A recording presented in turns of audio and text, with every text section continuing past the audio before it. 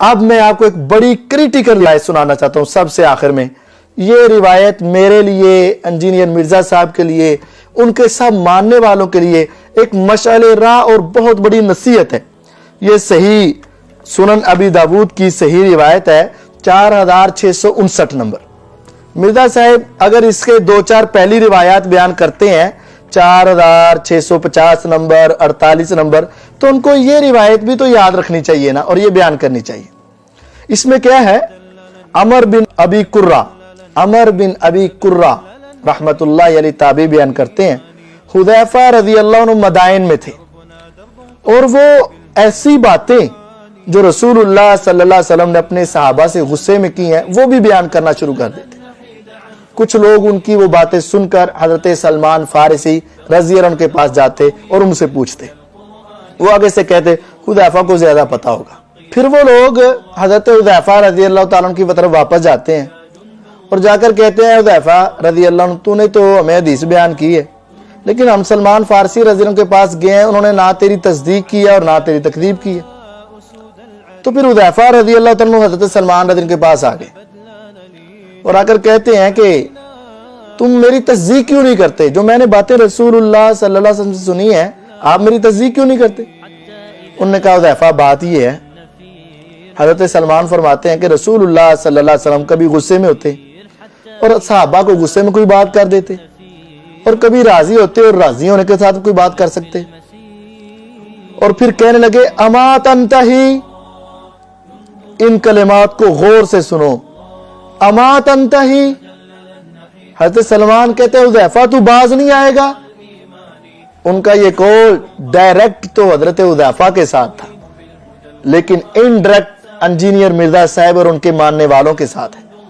کہا اما تنتہی، تم باز نہیں آؤ گے، ایسی باتیں بیان کرنے سے باز نہیں آؤ گے، حتیٰ کہ تم لگتا ہے کہ بعض لوگوں کے دلوں میں بعض کی محبت بٹھاؤ گے اور بعض کے دلوں میں بعض کی نفرت بٹھاؤ گے.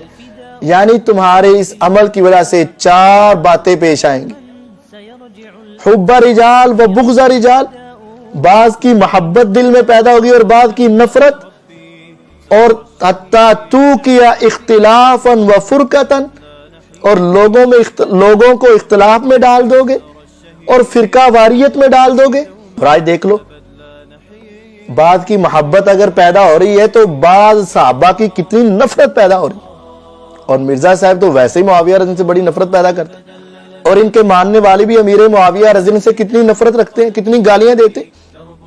یہ انڈائریکٹ مرزا صاحب کو نصیحت ہے. مرزا صاحب کیا تم باز نہیں آؤ گے؟ اہل بیت کی محبت پیدا کرتے کرتے صحابہ کی دشمنی پیدا کر جاؤ گے اور لوگوں کے اندر اختلاف اور فرقہ واریت پیدا کر دو گے. مرزا صاحب کہتے ہیں، بڑا ڈائلاگ مارتے ہیں کہ میں تو فرقہ واریت کے حق میں نہیں ہوں، میں نے تو اختلاف اور فرقہ واریت کو 3 طلاقیں دے کر 4 تکبیرات پڑھ کے دفن کر دی. وہ تہاڈی بھلا بیوی ہے جنوں تسی طلاقاں دیتی ہیں؟ اے جھوٹ ہے تہاڈا. دیکھو پھر تسی بھلا دا جنازہ پڑھایا نہیں پڑھایا نا، تے بھی جھوٹ ہے. پھر تسی انہوں دفن کیتا ہے بھلا نہیں کیتا نا، اے بھی جھوٹ ہے. ایک ہی لوگاں نوں راضی کرن واسطے 3 جھوٹ بول دیتے جے. انہوں طلاق دیتی، اے بھی جھوٹ ہے. نماز جنازہ پڑھاتی، اے بھی جھوٹ ہے. پھر انہوں دفن کرتا، اے بھی جھوٹ ہے. بلکہ اس روایت کے مطابق تو تم فرقہ واریت اور اختلاف کو ہوا دے رہے ہو.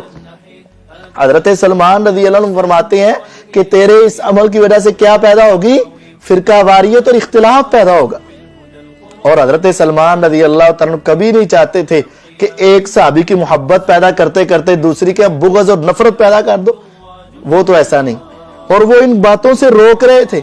گویا کہ ایسی باتیں بیان نہ کرنا صحابہ کا منہج ہے، اور اگر کسی نے کی ہے تو صحابہ اس کو روک رہے ہیں. آج مرزا صاحب ہمیں بڑے تانے دیتے ہیں کہ وہابی اور اہل حدیث جو ہیں یہ روایات چھپاتے ہیں، میں نے نکال کے بیان کی ہیں. او بھائی جان، ہم تو حضرت سلمان کی بات پر عمل کر رہے ہیں، ہم تو سلمان فارسی رضی اللہ عنہ کی باتوں پر عمل کر رہے ہیں. اور انہوں نے پھر آگے کیا کہا؟ وَلَقَدْ عَلِمْتَ، حذیفہ تجھے پتہ ہے کہ رسول اللہ صلی اللہ علیہ وسلم نے خطبہ دیا تھا اور فرمایا جس آدمی کو اپنی امت میں سے میں نے جھڑک دیا، ڈانٹ دیا، یا جس پر میں نے لعنت کر دی اپنے غصے میں، بے شک میں بھی آدم کی اولاد میں سے ہوں, مجھے بھی غصہ آ جاتا ہے جس طرح ان کو غصہ آتا ہے. اللہ نے تو مجھے رحمت للعالمین بنا کر بھیجا. اے اللہ, اگر میں کسی کو جھڑک دوں یا کسی کو لعنت کہہ دوں غصے میں, تو میرا اس جھڑکنا, ڈانٹنا اور غصے کو قیامت والے دن اس بندے کے لیے رحمت کا سبب بنا دے. اور پھر آگے کیا کہا, واللہ, حضرت سلمان نے قسم کھا کر بات کی, معمولی بات نہیں ہے. حضرت سلمان فارسی رضی اللہ عنہ وہ صحابی جن کے بارے میں میرے نبی علیہ السلام نے فرمایا تھا, اگر دین سریا ستارے پر بھی ہوتا تو فارس کا ایک آدمی اس کو وہاں سے بھی حاصل کر لیتا.